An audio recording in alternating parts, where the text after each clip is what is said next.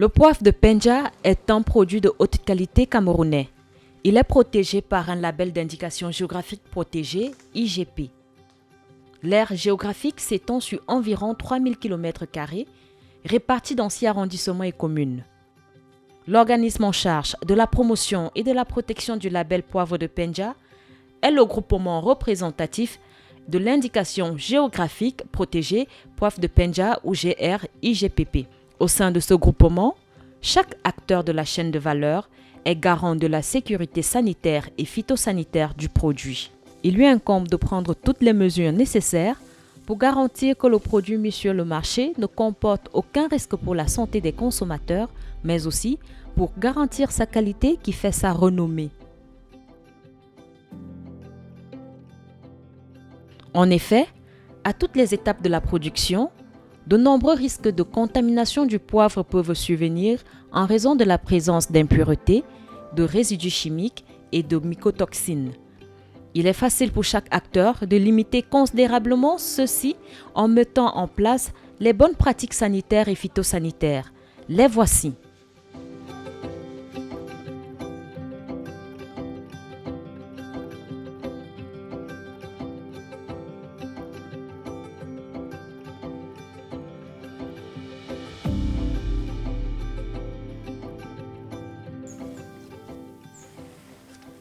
De manière générale, chaque opérateur doit être sensibilisé aux bonnes pratiques d'hygiène du milieu, des infrastructures, des équipements, des méthodes, mais également à son hygiène personnelle. Des pictogrammes doivent être affichés à l'entrée de chaque zone d'activité. Pépinière, production, récolte, transformation, conditionnement et autres. Le personnel doit être informé des pratiques suivantes et doit veiller au respect de ces instructions. Le lavage des mains doit être effectué avant chaque étape car les mains sont vecteurs de contamination. Un lavage des mains et dans certains cas des pieds doit également être observé lors de la rupture de l'activité pour des raisons personnelles. Toilettes, restauration, visite, changement d'activité et autres. Un kit de lavage des mains doit donc être mis à disposition à l'entrée de chaque zone. Des toilettes doivent également être aménagées proches des lieux des opérations. Les opérateurs sont responsables de leur bonne santé. Ils ne doivent montrer aucun signe de maladie. Avant de débuter les opérations, le matériel doit toujours être propre, voire désinfecté dans certains cas. Le personnel doit enregistrer les opérations à chaque étape avec les informations requises.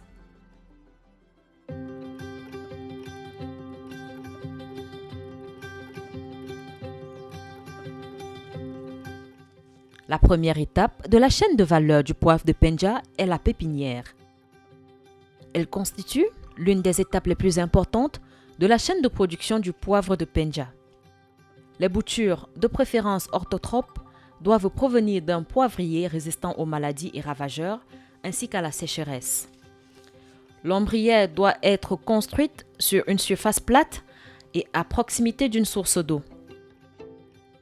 Le personnel doit éviter à tout prix d'utiliser une terre provenant d'une parcelle présentant des plants malades ou de décharges à ordures afin d'éviter toute contamination. En cas d'attaque par des maladies ou ravageurs, des traitements phytosanitaires doivent être réalisés en respectant les bonnes pratiques d'usage sécurisé des pesticides et une fumure minérale doit être apportée au besoin.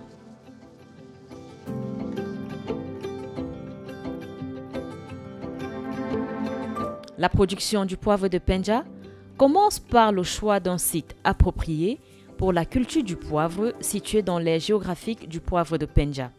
Le sol doit être volcanique, riche en humus, non infesté par des pourridiers, non exposé aux contaminants extérieurs, aux métaux lourds et surtout, il doit être bien drainé. Lorsque le site est choisi, un nettoyage de la parcelle doit avoir lieu en la défrichant par exemple. La parcelle sera piquetée et ensuite trouée afin d'y mettre des tuteurs pour les plants. Ceux-ci sont ensuite plantés et amendés avec de la matière organique. Ensuite vient la récolte.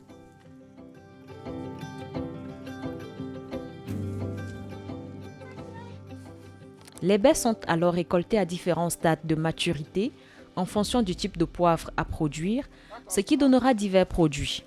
Le poivre de Penja vert, noir, blanc ou rouge. Paniers, sacs de récolte doivent être propres. Les sacs peuvent être neufs ou de récupération. Dans le cas où ils auraient déjà contenu des denrées alimentaires, ils doivent être vidés, lavés et séchés. En aucun cas, le personnel ne peut utiliser des sacs ayant contenu des produits chimiques comme des engrais, des pesticides ou autres. Les sacs sont alors transportés vers les stations de traitement post-récolte.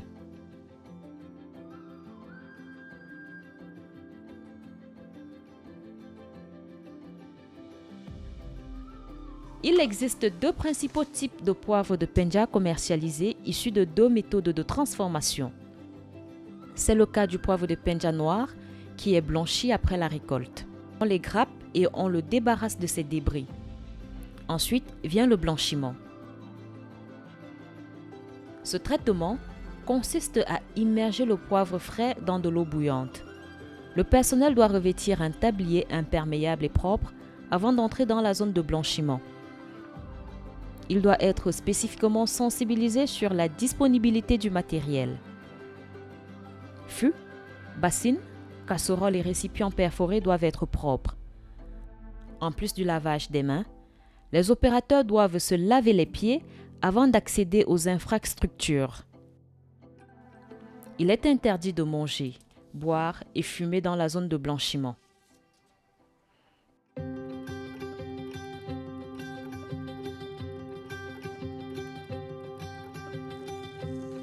Un autre cas de transformation est le rouissage du poivre blanc. Le rouissage du poivre blanc consiste à tremper les baies dans les sacs pendant 8 à 14 jours en renouvelant l'eau toutes les 48 heures.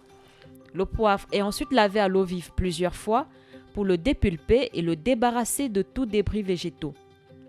Le personnel doit revêtir un tablier imperméable et propre avant d'entrer dans la zone de lavage. Il doit porter des bottes imperméables et propres utilisées exclusivement dans l'enceinte des zones de lavage. En plus d'être propres, les bacs et cuvettes de rouissage doivent être désinfectés. Le personnel doit également se laver les pieds avant d'entrer dans la zone. L'eau utilisée pour le trempage doit être propre et celle pour le lavage doit être propre et potable.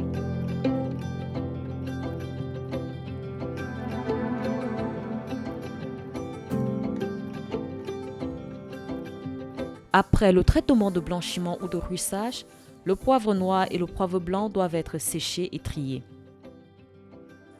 Le séchage du poivre consiste à laisser le poivre sécher naturellement pendant 2 à 4 jours en veillant à le brasser plusieurs fois par jour et à éliminer les impuretés et corps étrangers.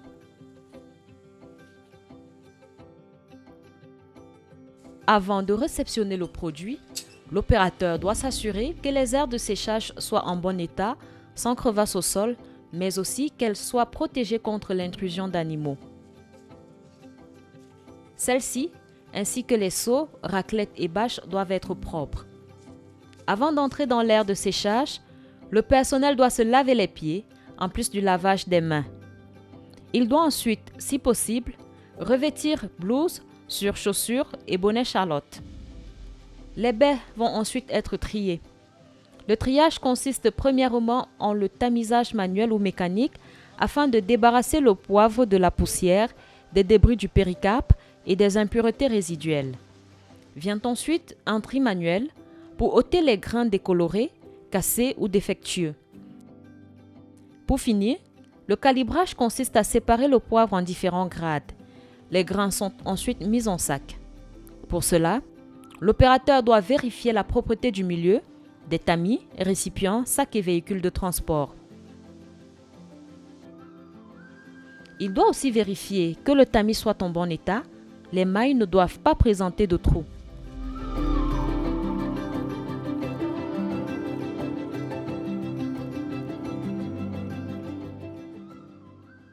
Le transport survient à plusieurs étapes de la chaîne de valeur. Lors du transport, les bonnes pratiques d'hygiène doivent également être respectées pour éviter la contamination du poivre. Les transporteurs et sous-traitants seront évalués sur la propreté de leur véhicule, ou tricycle et sur l'application des bonnes pratiques. Les véhicules ou tricycles doivent être protégés des intempéries et donc de la pluie, de la poussière et autres. Les transporteurs doivent éviter de transporter tout autre produit que le poivre, surtout chimique et même des personnes.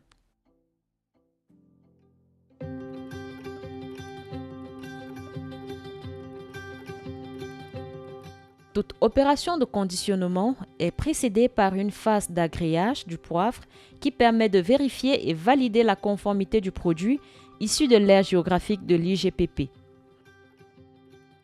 Plusieurs paramètres sont pris en compte comme la vérification du taux d'humidité, l'aire de production et bien d'autres. Lors du conditionnement, un nouveau tri manuel sera effectué. Les baies seront ensuite emballées et mises en carton.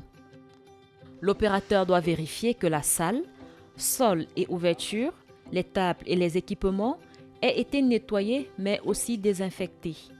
Tout autre produit que le poivre est interdit. Il est important d'assurer une maintenance régulière des appareils et équipements. Afin d'éviter d'éventuels bris de verre, les ampoules avec protection doivent être installées dans la salle de conditionnement. Le personnel doit revêtir blouse, surchaussures et bonnet Charlotte. Le poivre doit être ensuite stocké dans des conditions répondant aux exigences sanitaires, à savoir être entreposé dans des magasins propres et bien aérés, sur des palettes au-dessus du sol, en le préservant de l'humidité.